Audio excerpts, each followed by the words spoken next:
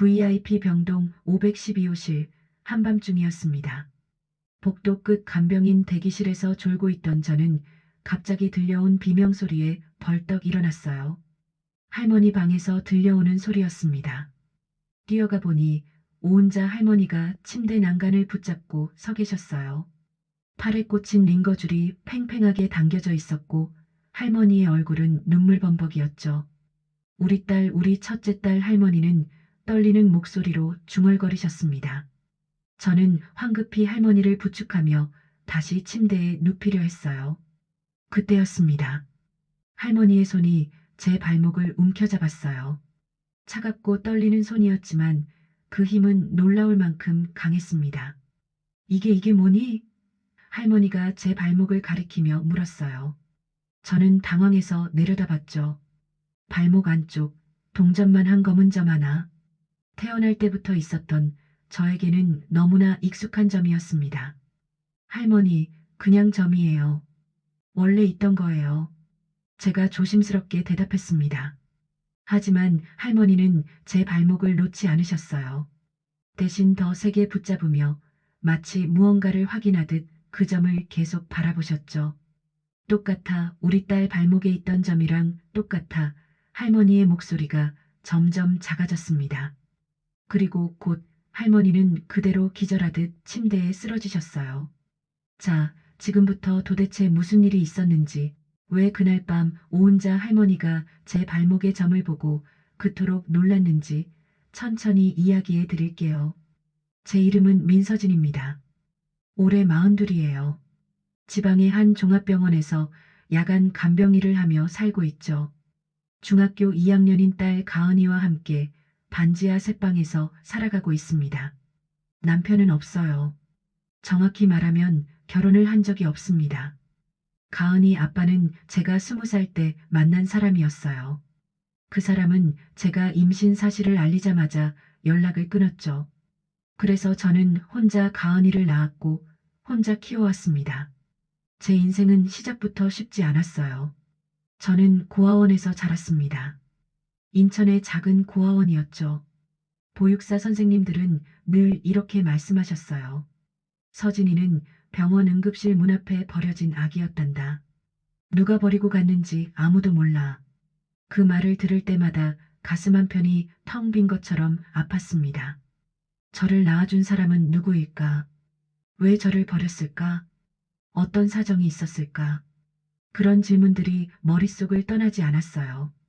13살 때 저는 한 가정에 입양됐습니다. 양아버지는 처음에는 괜찮은 사람처럼 보였어요. 하지만 시간이 지날수록 그 사람의 진짜 모습이 드러났죠. 술을 마시면 폭력적으로 변했고 저를 때렸습니다. 널 키워주는데 얼마나 돈이 드는지 아니? 그런 말을 할 때마다 저는 숨이 막혔어요. 결국 18살이 되던 해에 저는 집을 나왔습니다. 그리고 편의점 아르바이트, 식당 설거지, 공장 야간 근무 닥치는 대로 일을 하며 살았죠. 20살 때 가은이를 임신했고 21살에 가은이를 낳았습니다. 출산 후 몸이 회복되지 않은 상태에서도 저는 일을 해야 했어요. 가은이를 업고 또 유모차에 태우고 다니면서 할 수 있는 일을 찾았죠. 그러다 우연히 간병 일을 시작하게 됐습니다. 처음에는 너무 힘들었어요. 환자분들의 대소변을 처리하고 밤새 깨어서 침대 옆을 지켜야 했으니까요. 하지만 이 일은 다른 일보다 조금 더 안정적이었고 급여도 괜찮았습니다. 가은이는 정말 착한 아이로 자라줬어요. 엄마가 힘들다는 걸 알면서도 늘 밝게 웃어주는 아이였죠. 학교에서 상을 받아도 친구들과 놀고 싶어도 엄마에게 부담을 주지 않으려고 혼자 꾹꾹 참는 아이였습니다. 그런 딸을 볼 때마다 저는 가슴이 미어졌어요. 가은아, 미안해. 엄마가 더 잘해주지 못해서. 그런 말을 속으로 수없이 되뇌었죠. 그렇게 20년을 버텼습니다. 반지하 새방은 여름엔 곰팡이 냄새가 나고 겨울엔 바닥이 얼음장처럼 차가웠어요. 보일러를 틀면 가스비가 너무 많이 나와서 저는 두꺼운 이불을 여러 장 덮고 잤습니다. 가은이 방에만 전기장판을 틀어줬죠. 밥은 늘 간단하게 먹었어요. 국과 밥, 김치 정도. 가끔 가은이가 반찬 투정을 하면 저는 편의점에 가서 할인 도시락을 사다 주곤 했습니다. 그러던 어느 날이었어요. 병원 간호팀장님이 저를 불렀습니다. 민서진 씨, VIP 병동에서 전담 야간 간병할 사람 찾는데 해볼래요? VIP 병동이라니. 저는 잠시 망설였어요. VIP 병동은 병원에서도 특별한 곳이었습니다. 재벌이나 유명 인사, 고위직 사람들이 입원하는 곳이죠. 간병비도 일반 병실보다 2배 이상 많이 준다고 들었어요. 하지만 동시에 그만큼 까다롭고 예민한 환자나 보호자들이 많다는 말도 들었습니다. 해보겠습니다. 저는 고민 끝에 고개를 끄덕였어요. 돈이 필요했으니까요. 가은이 학원비도 밀려 있었고 집 월세도 다음 달이면 또 내야 했습니다. 그렇게 해서 저는 VIP 병동 512호실 오은자 할머니의 전담 야간 간병을 맡게 됐습니다. 오은자 할머니. 그분은 이 병원 재단 이사장의 부인이었어요. 병원 최대 주주이기도 했죠. 할머니는 올해 81살이셨고 오래된 심장 질환과 치매 초기 진단을 받으신 상태였습니다. 의료진들은 할머니를 아주 조심스럽게 대했어요. 당연한 일이었죠. 할머니는 이 병원의 주인이나 다름없었으니까요. 첫날 밤 저는 512호실 문을 열고 들어갔습니다. 방은 넓고 깨끗했어요. 일반 병실과는 차원이 달랐죠.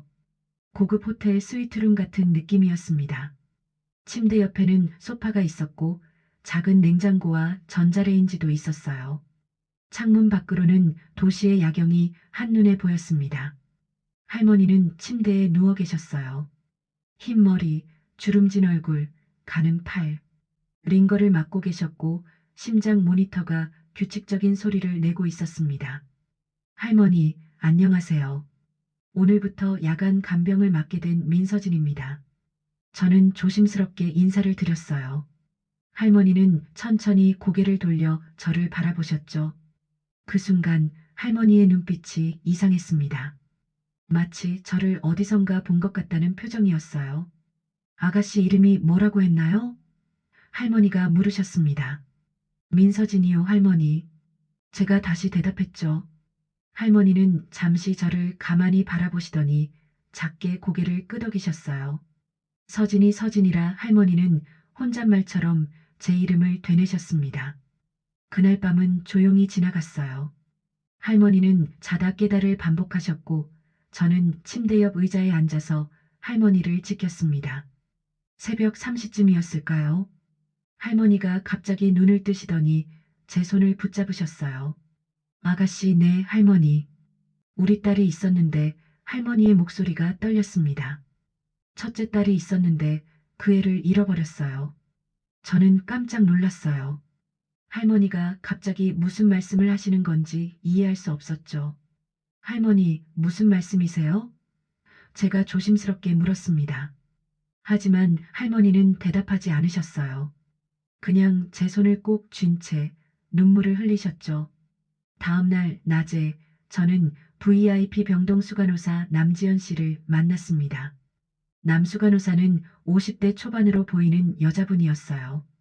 차갑고 날카로운 인상이었죠. 민서진 씨, 오은자 할머니 간병하시는 거 아시죠? 네, 알고 있습니다. 할머니가 치매 초기 진단을 받으셨어요. 가끔 이상한 말씀을 하실 수 있는데 그냥 넘겨 들으세요. 괜히 진지하게 받아들이지 마시고요. 남수간호사의 말투는 무뚝뚝했습니다. 마치 경고하듯 들렸어요. 네, 알겠습니다. 저는 고개를 끄덕였죠. 그날 밤에도 할머니는 같은 이야기를 하셨어요.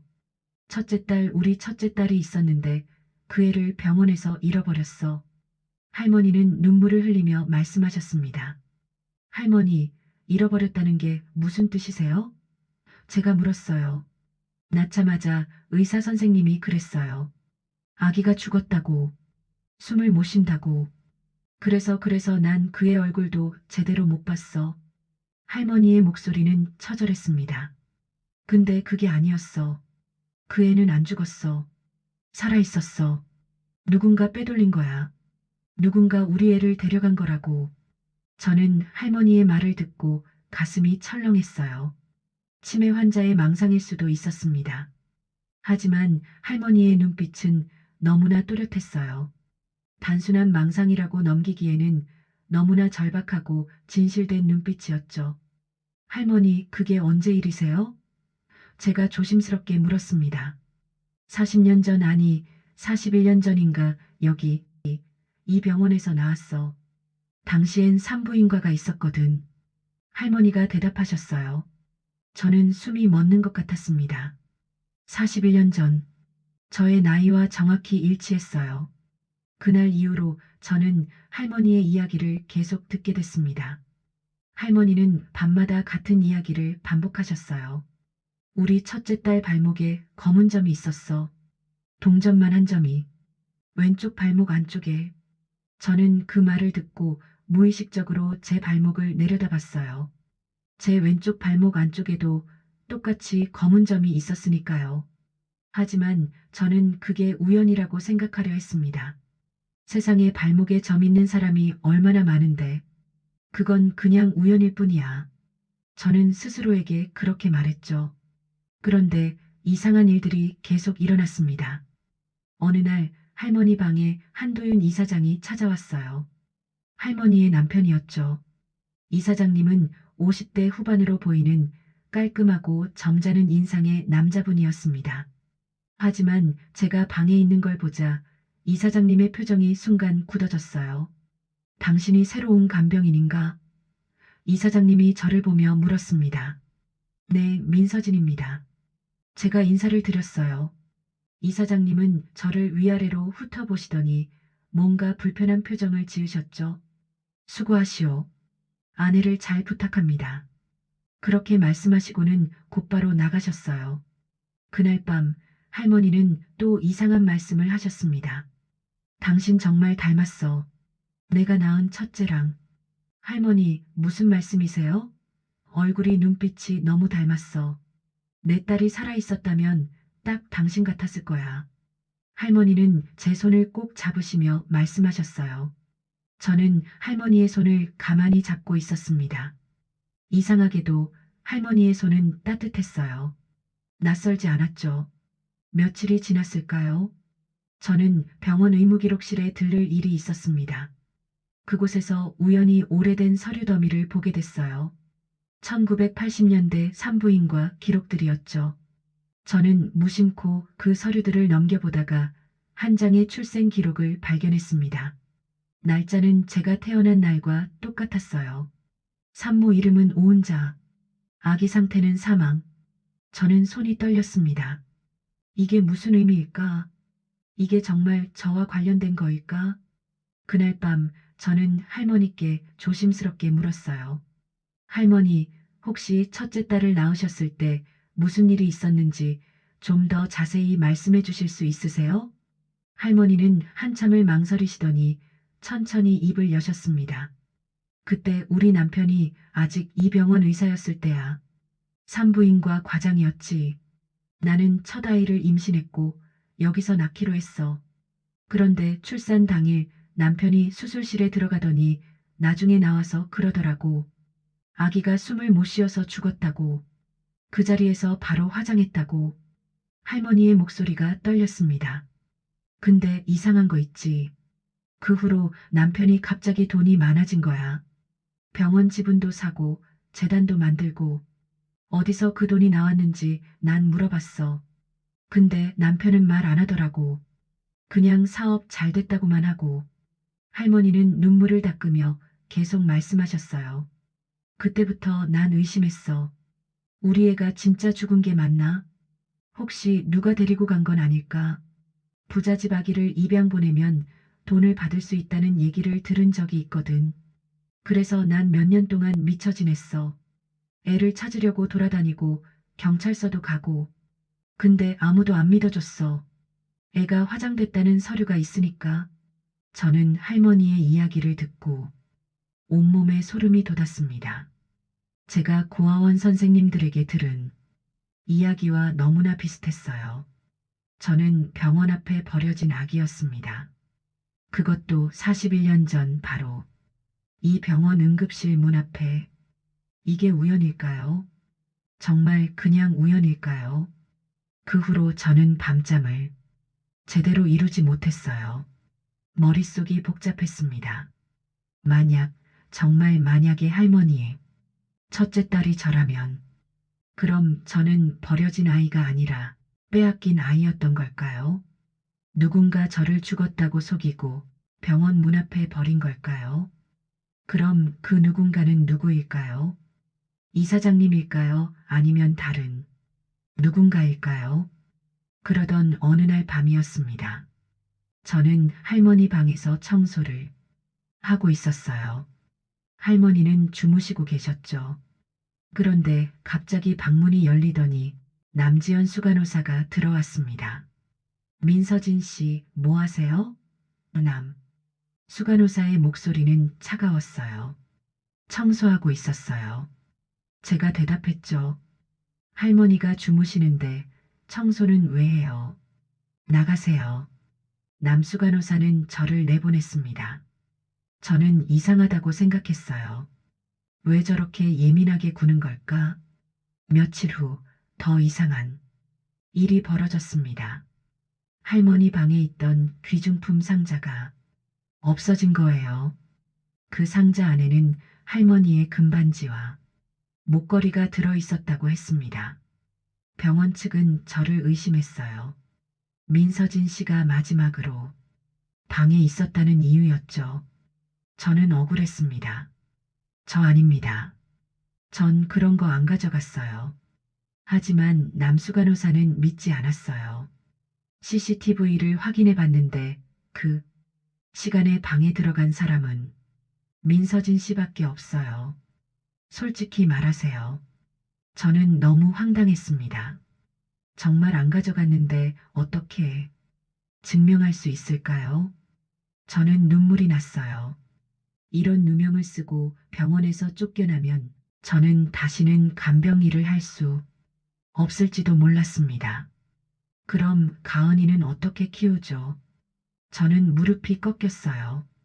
그때 할머니가 깨어나셨습니다. 할머니는 침대에서 일어나시더니 비틀거리며 방문 밖으로 나오셨어요. 뭐 하는 거예요, 지금? 할머니가 소리치셨습니다. 할머니, 괜찮으세요? 제가 황급히 할머니를 부축했어요.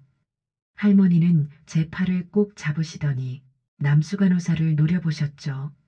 이 사람이 뭘 훔쳤다고 그래요? 내가 이 사람한테 직접 준 거야. 반지도 목걸이도 다 줬어. 남수간호사와 병원 직원들은 당황했습니다. 할머니, 무슨 말씀이세요? 그런 말씀하신 적 없으시잖아요. 내가 지금 하잖아. 할머니는 화를 내셨어요. 이 사람은 내 딸이야. 내 첫째 딸이라고. 그러니까 내가 주는 게 당연하잖아. 저는 할머니의 말에 눈물이 왈칵 쏟아졌습니다. 할머니는 저를 끌어안으셨어요. 괜찮아. 내가 지켜줄게. 아무도 당신을 해치지 못해. 하지만 남수간호사는 물러서지 않았어요. 할머니, 치매 증상이 심해지신 것 같아요. 이사장님께 말씀드려야겠어요. 그렇게 말하고는 곧바로 한도윤 이사장에게 연락했죠. 이사장님은 곧 병원으로 오셨습니다. 그리고 할머니와 저를 따로 보시더니 낮은 목소리로 말씀하셨어요. 민서진 씨, 당신 해고야. 당장 짐 싸서 나가시오. 저는 할 말을 잃었습니다. 이사장님, 전 정말 아무것도 안 했어요. 아내가 혼란스러워하고 있어.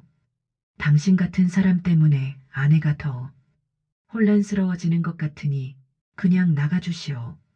이사장님의 말투는 단호했어요. 저는 고개를 떨궜습니다. 더 이상 할 말이 없었죠. 그날 밤 저는 짐을 싸고 병원을 나왔습니다. 할머니는 제가 나가는 걸 막으려 하셨지만 이사장님이 할머니를 방으로 데려가셨어요. 저는 병원 현관을 나서며 뒤를 돌아봤습니다. 저 안에 제가 태어났을지도 모를 병원, 저를 버렸을지도 아니면 빼앗아 갔을지도 모를 사람들이 있는 병원, 그곳을 뒤로하고 저는 무거운 발걸음을 옮겼어요. 집에 돌아와 가은이를 보니 눈물이 났습니다. 엄마, 왜 그래? 무슨 일 있어? 가은이가 걱정스러운 얼굴로 물었어요. 아니야, 가은아. 괜찮아. 저는 억지로 웃으며 대답했죠. 하지만 가은이는 알고 있었을 거예요. 엄마가 괜찮지 않다는 걸. 며칠이 지났습니다. 저는 다른 병원의 일자리를 알아봤지만 쉽지 않았어요. 소문이 퍼진 건지 저를 고용하려는 곳이 없었습니다. 저는 점점 절망스러워졌어요. 이렇게 끝나는 걸까? 내 인생은 이렇게 끝나는 걸까? 그런데 일주일 후 병원에서 연락이 왔습니다. 남수간호사였어요.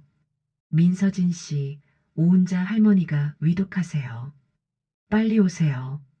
저는 황급히 병원으로 달려갔습니다. VIP 병동 512호실 앞에는 이미 많은 사람들이 모여 있었어요. 의사들, 간호사들, 그리고 한도윤 이사장. 저는 방 안으로 들어갔습니다. 할머니는 산소 마스크를 쓰고 계셨어요. 숨소리가 가빠 보였죠. 제가 다가가자 할머니가 눈을 뜨셨습니다. 서진아 할머니가 제 이름을 부르셨어요. 네, 할머니. 제가 왔어요. 저는 할머니의 손을 잡았습니다.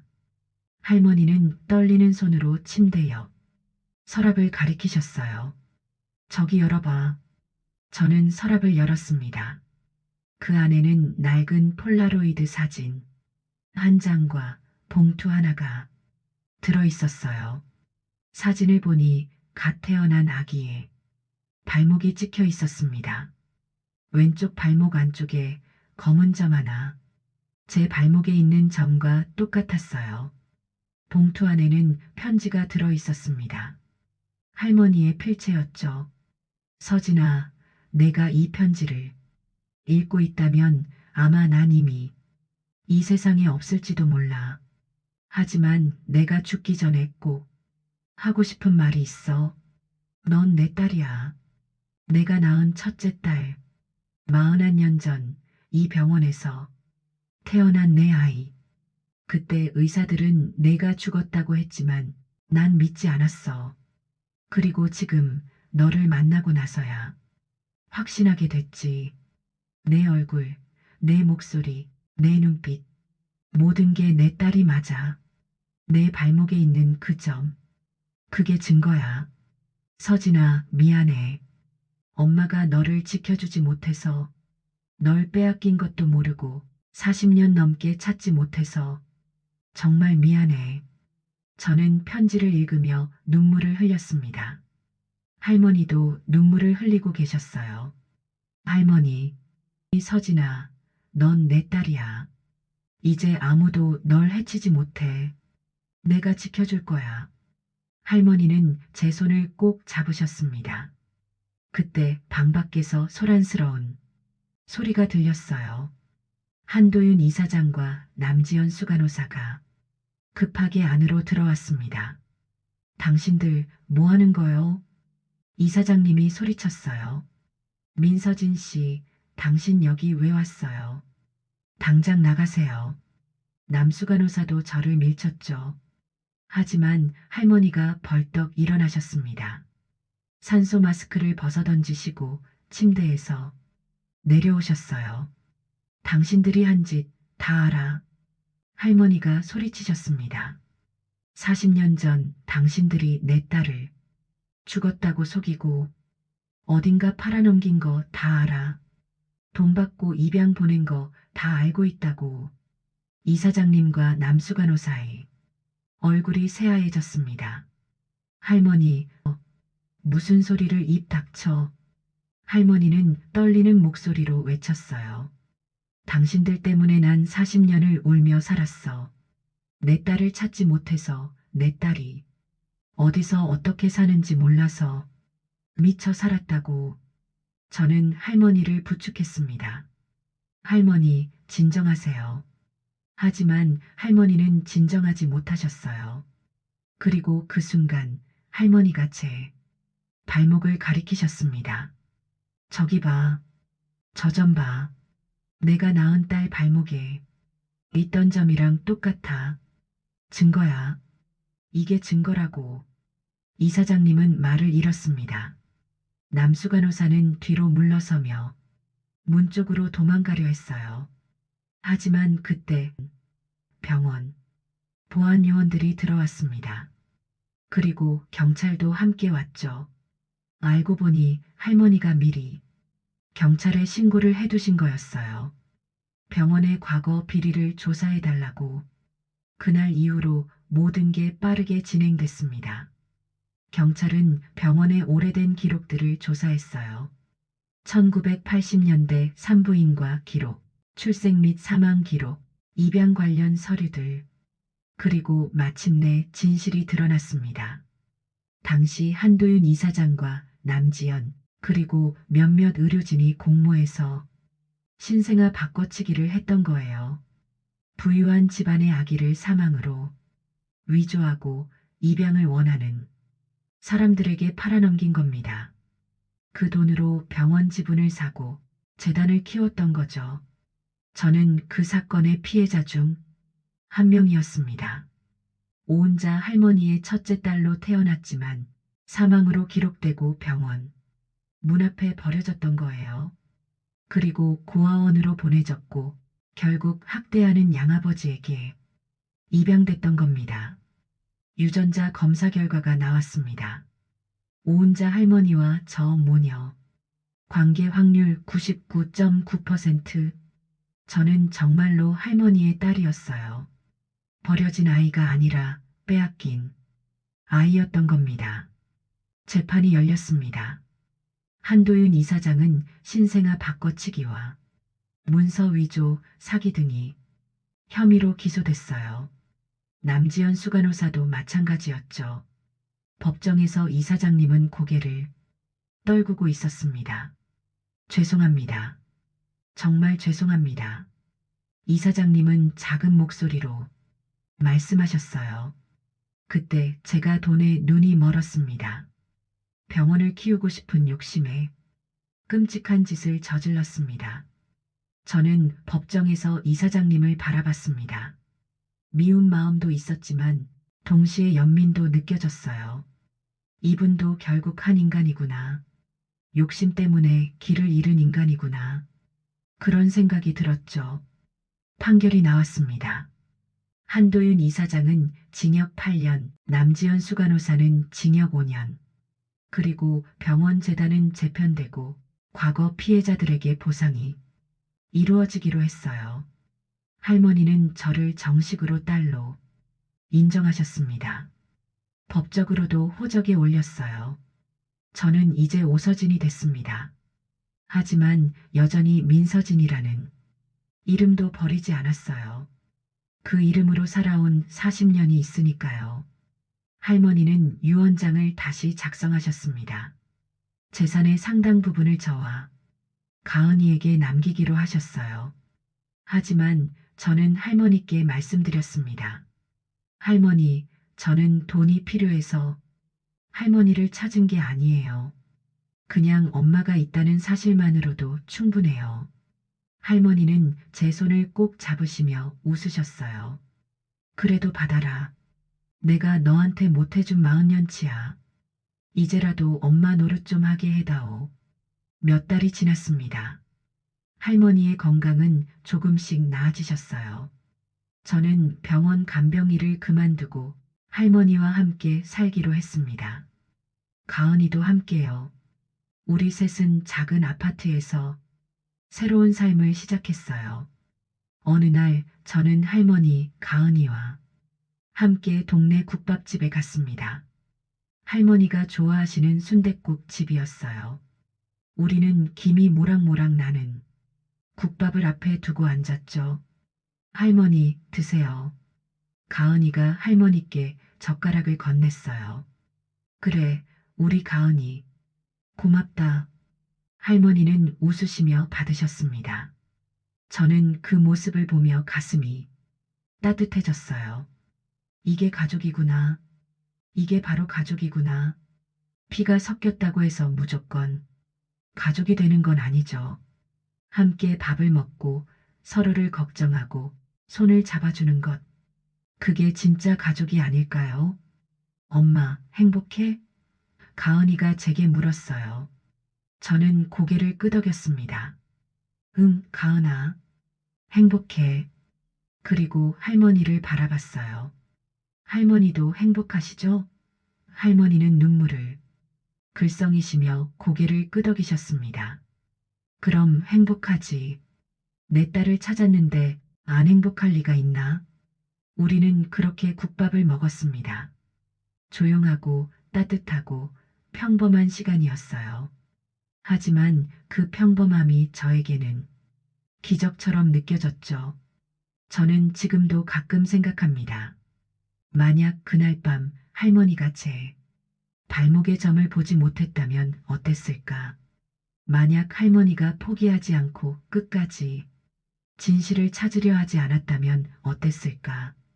그랬다면 저는 아마 평생 버려진 아이로 살았을 거예요. 제가 누구인지 어디서 왔는지 모른 채로. 하지만 이제는 압니다. 저는 버려진 아이가 아니었어요. 빼앗긴 아이였죠.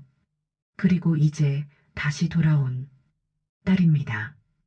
혹시 이 이야기를 듣고 계신 당신도 어쩌면 비슷한 마음을 가지고 계실지 모르겠어요. 나는 누구일까? 내 뿌리는 어디일까 하는 질문 말이에요. 그 질문은 때로 우리를 외롭게 만들죠. 하지만 동시에 그 질문은 우리를 더 강하게 만들기도 합니다. 우리가 누구인지 찾아가는 과정 자체가 우리를 성장시키니까요. 오늘도 끝까지 함께 해주셔서 고맙습니다.